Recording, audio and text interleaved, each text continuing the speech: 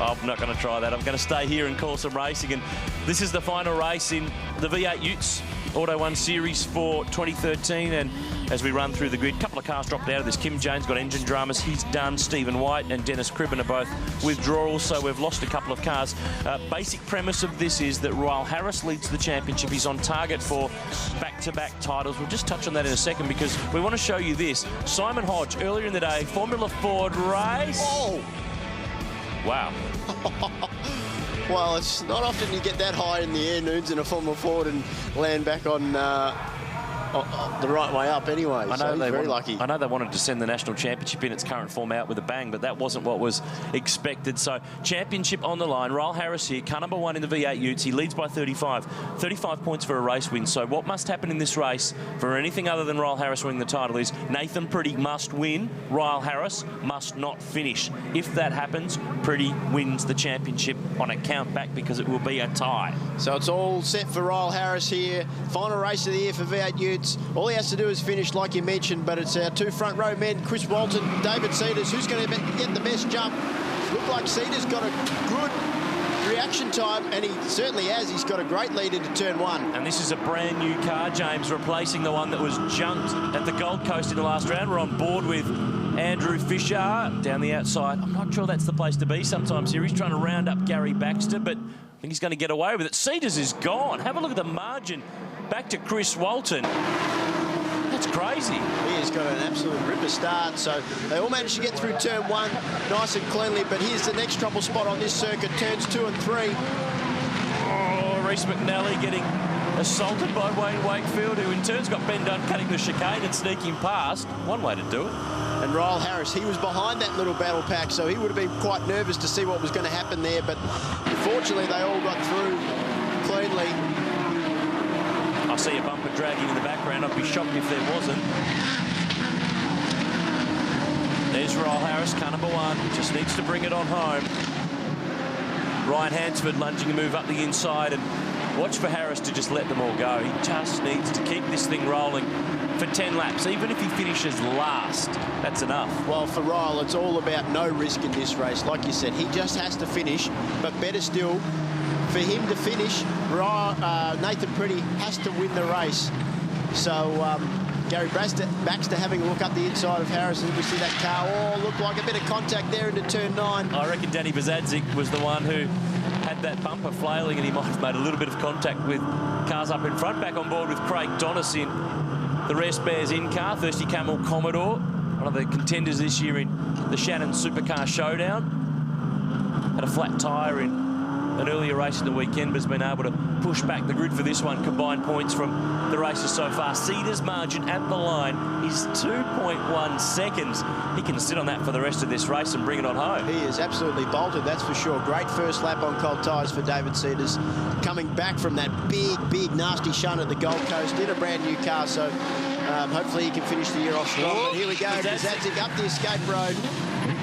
At turn 1, quite easy to do. I don't think he's the only one. Oh, he's not. Jeremy Gray is there as well. Practice 3-point turns. Yeah, so Bazadzik had the flick turn down pat, but Jeremy Gray had to do the odd 3-point turn. So fortunately those guys can continue on, but at the back of the field. Ryan Hansford there, car number 6. Run by Rod Dawson, of course, teammate with Chris Walton, who running second is still good for him because he will win the round overall if that's the case and how it unfolds. Yeah, so a strong first and second race for Chris Walton. So although he probably wants to go out winning the final race of the season, he still knows that at the moment, sitting where he is, he's going to win the round. So that's still a good way to finish the year. But Ryle Harris, as we focus on that tap out Ute now, he's just sitting there comfortably in 8th position. And he'll be quite happy with that at the moment, Nudes.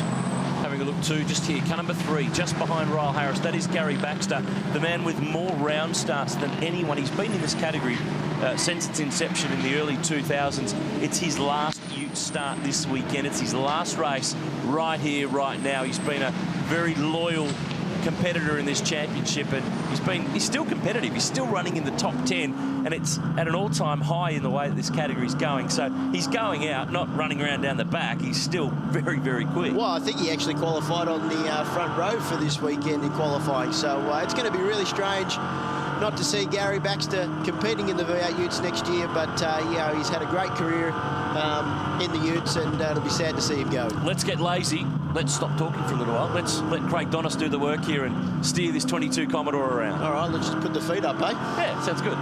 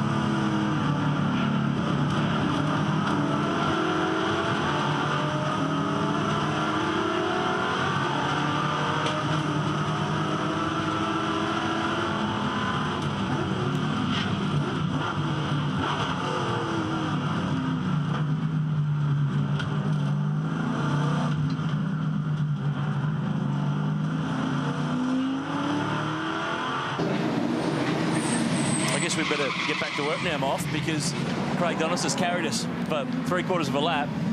But this is still a pretty good fight here. Ben Dunn hanging on to position 5 from Ryan Hansford. Cedars margin 2.4 seconds. He's built it a little bit more each time around. Nathan Pretty is third. It's not enough. He must win this race. He must have Ryle Harris not finish. Harris runs in position 8. He's on target to claim back-to-back crowns in the V8 Utes.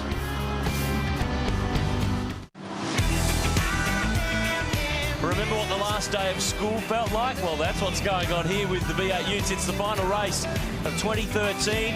Car number 1 here, Ryle Harris. He's position number 8. He just needs to finish this race to win back-to-back championships, and he'll join Warren Luff and Damien White as the only back-to-back winners in V8 Ute racing history. And James Moffat, for the moment, he looks like he's not under too much stress. Gary Baxter and Wayne Wakefield have been pretty respectful to him. They're still racing him pretty hard, but they haven't done anything crazy. Yeah, we saw Wakefield and Harris swap positions in the break, but I think fortunately for Ryle, Wayne, Wakefield and himself are quite good friends, so he's probably looking after each other there. But here, Michael Armand into the tyres at turn 11. Auto One Replay captured it. That's the car that Tony Longhurst has been racing, and George Medicki drove on the Gold Coast, but Michael's done. His dad Ross actually raced in the Utes way back when it first began. He's been racing Porsches for the last couple of years, and hopefully we see him on board another of potentially Carrera Cup next year. That'd be pretty good, but he's been a competitive runner in GT3 Cup this year. This is Nathan Pretty. He's third in the race in the Milwaukee Tools Commodore. He needs to win. He's on target for second in the series, but he needs to win. Harris needs to not finish, and Nathan would win the championship. Talk about Bradbury style if that was to happen. It certainly would be, but I think Bathurst really hurt Nathan in the championship, where he got disqualified from qualifying. Of course, points for qualifying in the V8 Utes, and it was really the Gold Coast. His whole championship changed complexion with that last race crash.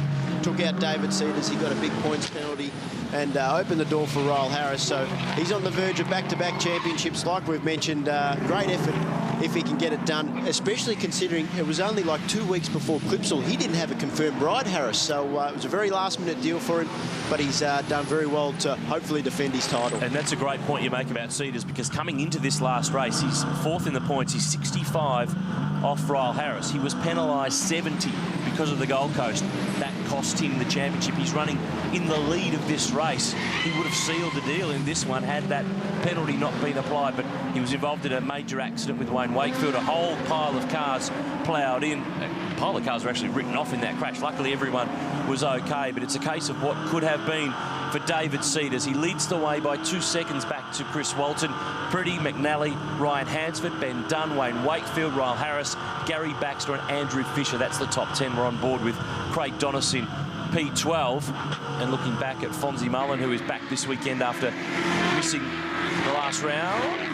Yeah, that's close. You got run it to the limits here at Homebush Noons, that's for sure. You use every bit of the road, and sometimes you lean up on those walls and give them a bit of a touch. Now, this part of the track yesterday, you had a little drama with Scott Pye. What happened there? Yeah, just my mistake, Noons. Just I could cop out and say that I couldn't see because of the sun, but yeah, unfortunate, just made a mistake there, got in there too hot and took out Scotty, which was not ideal, so got a drive through for it. So not a very good day for us yesterday, so we need to redeem it today. What, did you have 2 drive-through penalties yesterday? Yeah, first one was for an unsafe release, and then the second one for the driving infringement on Scott, which was completely fair, my fault, so I'll put my hand up for that one. I think it's a record, though. 2 PLPs in the one race. Not the sort of record Not that a you'd be record you wanting, want to though. have, Noons, I can tell you that much.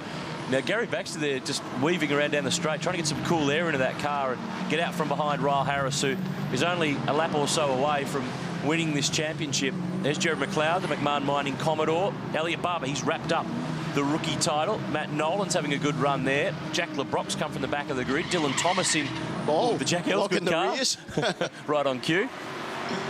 This will be the last lap. In fact, it'll be a time-certain finish. So David Cedars is on target to win the race. Chris Walton's on target to win the round. He's first since the first round of last year on the streets of Adelaide. Ryle Harris is on target to win the championship. So everyone's got a reason to be happy here. And when you look at this race, Noons, it's almost the gap that David Cedars got on the opening lap. He's just consolidated that now.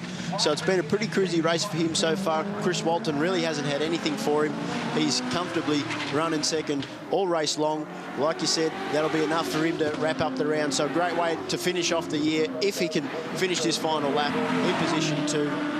Great reward for the Renko guys and that team. But David Cedars, he's going to get to the end of this final lap and he'll be kicking himself for that mistake at the Gold Coast, which, like he just touched on before, has probably cost him the championship. So he'll have to come back next year and try and go one better. He's been the bridesmaid the last couple of years, and he won't be second this year because Nathan Pretty will fill that slot. But he's on his way home. Final lap, final run down Dawn Fraser Avenue towards the Novotel, the train station, to finish this off. I must say, it's been a rather tame race for the Utes, given that it's the last lap of the... What did you say? Yeah, and here we go, Harris getting into the back of Wayne Wakefield into turn 8. It looks like Wakefield might have a front left tyre going flat. So, geez, Ryle, all you got to do is finish this race. Well, no, it won't matter here because as soon as Cedars takes the flag, it's over. Harris will be the champion regardless of what happens. So Cedars finishes off 2013 with his 4th race win of the season. Chris Walton second. He will win the round. Nathan Pretty tried hard. He's been gallant all year. Wakefield's thing stopped on the last lap. Ryle Harris is on his way home, but he's the champion no matter what happens in these final couple of corners, but he will bring it home. Position 7. He goes back to back, and Ford have won another V8 Ute crown. The tap out Ford. Well, why not make it a bit spicy? Great job, Ryle Harris. Congratulations, 2-time V8 Ute champion. Great year, and he's happy about it. And so he should be. He'll keep number 1 on that car. I know he's desperate to step up to another category, but he's become the guru of V8 Ute racing. He's done enough. P7 is the go. Gary Baxter, well done and farewell. 8th place at his final race.